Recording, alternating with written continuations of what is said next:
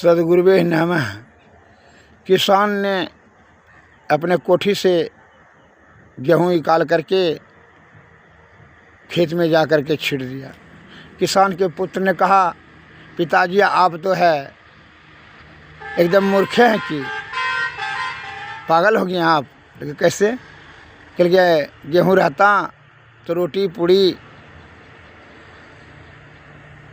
पुआ इत्यादि पका करके खाते हैं। आप जो है सभी गेहूँ निकाल करके छींट दिए जा करके खेत में।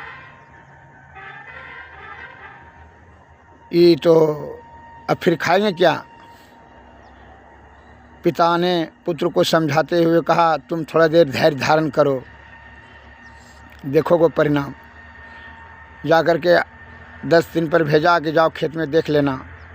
तो देखा कि अंकुर निकल गया। कहाँ कर पिताजी अंकुर हो गया। फिर जो है भेजा 40 दिन के बाद।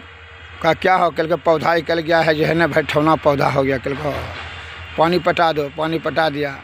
फिर जो है 3 महीना के बाद जब गेहूँ फसल पक कर करके तैयार हुआ, काट कर करके जब स्वमन घर में लाया अनाज, तो कहा बाबू बहुत आप होशियार हैं।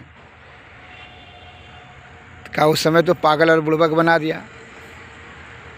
जो बात है जिसको समझ में नहीं आता है, जिसके पास जितना ज्ञान नहीं है, ज्ञानियों का ज्ञान समझने के लिए शक्ति जिनके पास नहीं है, वह पागल और बुड़बक बनाता है।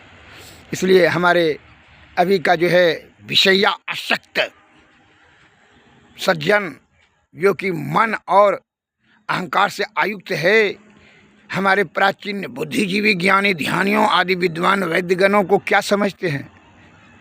क्या ऐसे बैठारी था लिख दिया?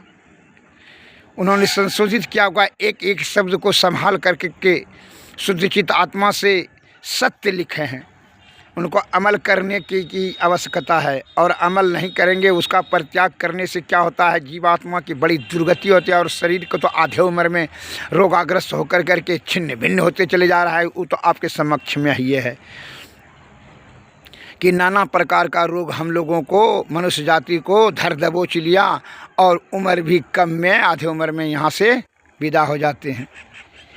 इसलिए आप अपने आदि विद्वान वैद्यगण संत महात्माओं के शब्दों की गंभीरता को समझें। जिस प्रकार किसान के बेटा को बाद में समझ आया, उसी प्रकार आपको बाद में समझ में आता है। तब तक आपके पास न आयु रहता है, न स्वस्थ शरीर, न बल रहता है। फिर तुम समझ करके क्या करोगे? इसलिए क्या वर्षा जब कृषि सुखाने और समय बीत गया, क्या पछताने। हे हमारे भारत